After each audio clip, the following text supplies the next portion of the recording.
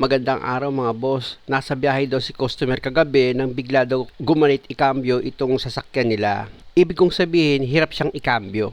Katwiran ng customer, dati daw malambot lang ito pag ikinakambyo niya. Kaya ipa-start ko muna itong makina para ma-diagnose ko maigi kung saan ang pinanggalingan ng problema. Pwede kasi ito sa primary class, secondary class, or dito na siya sa transmission. Pwede rin kasi dito may problema yung driver. O kaya number one problema talaga dyan, yung gumagawa. Siyempre, katulad ko, pag hindi ako marunong mag-diagnose, mapapagastos si customer. O kaya naman, pumasok sa isip ko na para kumita ako ng pera, ibaba ko itong transmission niya. Kasi, namumroblema si customer, kinakabahan siyempre, pag mapagsamantala ka, ay kagad ang gagawin mo. Bakit ba ako napupunta dyan? May masaktan na naman Alam niyo mga boss, sa pag-check up na ginagawa ko, nakadiin ako sa clutch pedal. Ganyan ang gagawin niyo. Nakadiin kayo. Medyo tagalan niyo ng kaunti. Tapos ulit-ulitin niyo lang. Tapos bomba-bombahin niyo. At ang ginagawa ko, papakiramdaman niyo kung yung clutch pedal niyo bigla siyang lumalalim. Katulad dito mga boss, kinamay ko na para sigurado ako sa pag-check up nga na ginagawa ko. Isa yung napansin ko, medyo malaki yung play niya. Pero ikambyo ko yan mga boss, kita nyo. Nung kinakambyo ko mga boss, medyo magganit siya magganit siya ng kaunti. Parang hindi suwabe yung pagpasok ng mga gear. Na pag ganitong problema, pwede ang panggalingan yan, yung pressure plate o kaya yung clutch lining. Pero talungin ko muna si customer para sigurado ako. Hindi naman siya sliding, sir? Hindi pa naman siya hirap tumakbo? Hindi po. Hindi po slide. Yon, buti na lang alam ni customer yung salitang sliding. Ito naman yung tanong sa akin ni madam. Dati bang ganyan yan? Yung gumagano? Alin po? Ganyan talaga. Siyempre, manual Ang tanong kasi sa akin ni madam kung bakit magalaw itong cambio pag nakalagay sa neutral. Siyempre, ayan yung position na selector para makapag-cambio ka gaya ng first gear o kaya gusto mong ilagay sa reverse. Ganun. Yung pagkakasunod-sunod siyempre ng pag-cambio ang gagamitin mo pag nagdadrive ka na. Balik na ako sa trabaho mga boss. Sa pagkambyo na ginagawa ko, medyo may sabit lang siya ng kaunti. Kaya tanungin ko ulit si customer. Ito sir, hindi siya biglang lumulubog. Ito, itong pedal. Hindi siya biglang lumulubog na malalim, hindi naman. Hindi naman. Ang pakiramdam ko parang maganit na yung parang ewan ko lang yung kasi naranasan ko sa gear. Tapos ang hirap Opo, hindi ko sabihin, ito, di mo naramdaman na pagtapak mo ganun, biglang lumubog na ganun, hindi mo naramdaman. Okay. Yan ang magandang mga sagot. Nakakakuha agad ako ng mga idea.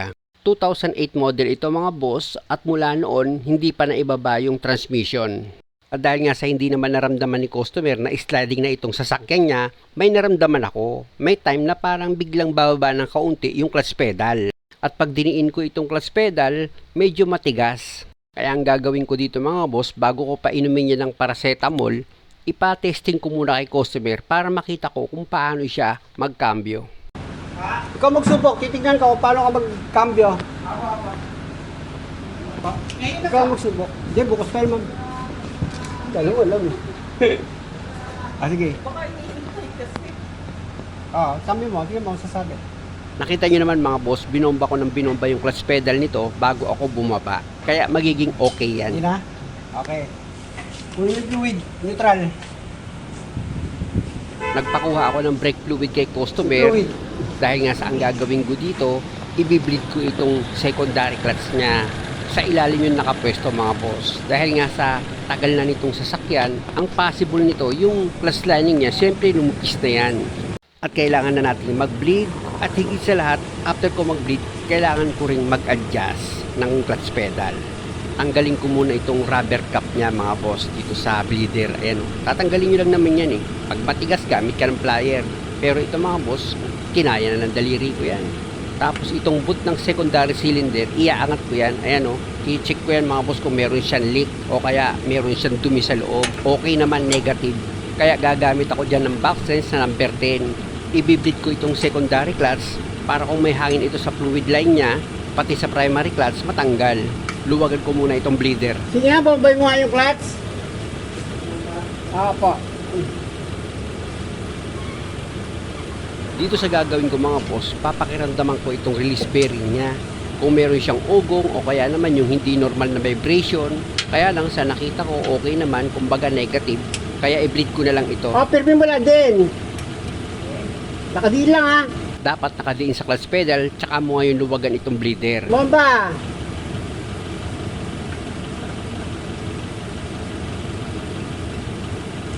Idiin mo maigi.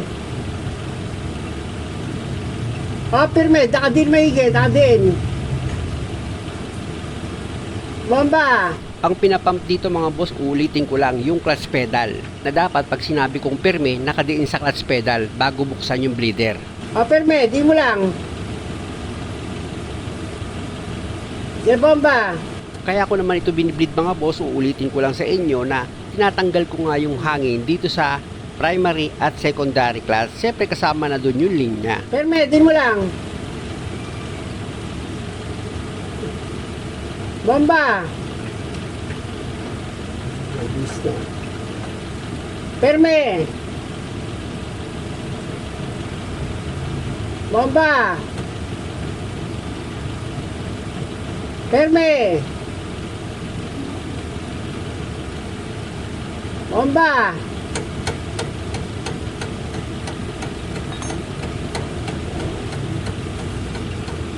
Pirme, di mo lang.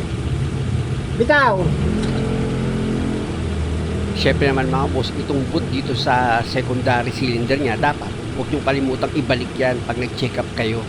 Kasi papasukan ng tubig yan or dumi kapag kinalimutan yung ilagay.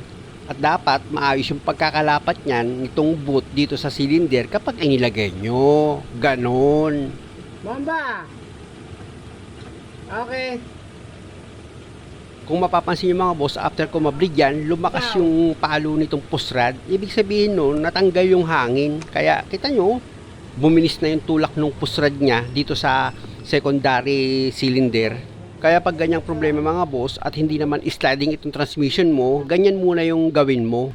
At dahil sa okay na yung pagkakableed ko, dito naman ako sa adjustment ng clutch pedal. Merong push rod yan dito mga boss sa primary. Ayun yung hinahawakan ko. Chine-check ko nga siya kung anong size nung nut niyan. Pero alam ko naman, para alam nyo lang din kung saan ako kakapa. Ayan yung push rod niya. Tapos pupunasan ko yan ng basahan kasi may mga grasa-grasa eh. Ayan, punasan ko muna. Ayan. Kailangan kasi mga boss, i-check nyo muna dito kung meron siyang tagas sa primary clutch nyo. Pero pag nakita nyo wala naman basa ng fluid, okay lang yun mga boss para mag-adjust kayo. Ito naman, tinutulak-tulak ko itong clutch pedal niya para malaman ko kung gaano kalaki yung i-adjust ko dito sa push rod. Siguro naman mga boss naintindihan nyo yung salitang play or clearance. Ibig sabihin yung kalug niya, dapat hindi naman masyadong makalug itong clutch pedal mo o malaki yung clearance niya. Kaya ang gagawin mo dyan, mag-adjust ka lang dito sa push rod.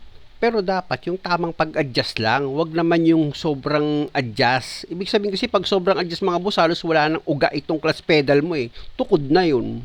Matigas na agad yung clutch pedal mo nun pag inapakan. Kaya dapat yung tamang pag-adjust lang. Luwagan ko na itong nut dito sa push rod mga boss. Number 12 yung ginamit ko dyan na open wrench.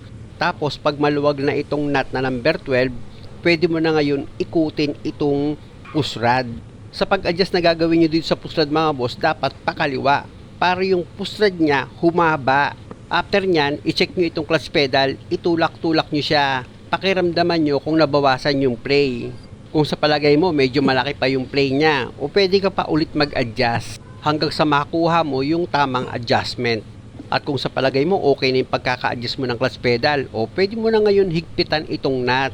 Kamayin mo muna yan mga boss sa paghigpit para hindi ka mahirapan. Kasi pag gagamitan mo agad ng open wrench yan, ako ang hirap niyan Samantalang pag kinamay mo na sa paghigpit, konting higpit ka na lang dito sa open wrench mo. Mga 2 pihit, 3 pihit, okay na yan. Di ba? Ganun lang siya kadali mga boss Hindi ka mahihirapan.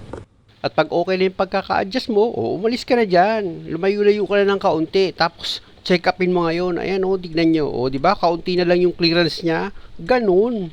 Alam nyo mga boss, napaka mahalaga sa akin, sobra, na matuto kayo kahit kaunti. Kasi yung mga ganyan ako, pag nakatagpo kayo ng boy palit na sinasabi ko, yari na.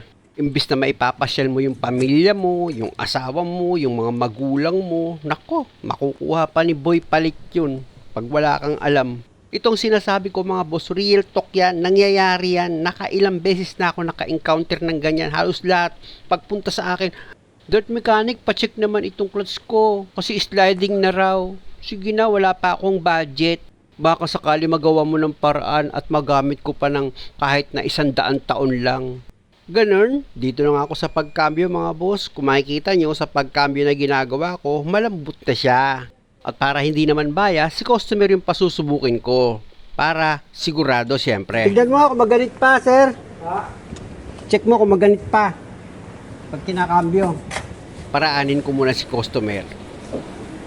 Pasok ko sa loob. Yan. Pakiramdam mo ngayon yung clutch. Anong pakiramdam mo sa kanya ngayon? Yung clutch. Pag inapakan mo yung clutch. Inapakan mo yung clutch. Ano pakiramdam mo? Ayos. Kaya lang malayo yung upuan ni customer. Kaya mali na pasubukin ko sa ganyang pamamaraan. Dapat yung normal. Kaya ilapit mo yung upuan, sir, para hindi ka mahirapan. Ilapit mo yung upuan. Medyo hirap ka eh. Nakikita ko eh. Yan. Para ayun talaga posisyon mo ha. Ayun talaga. Posisyon mo yung tama para ano, hindi ka yeah.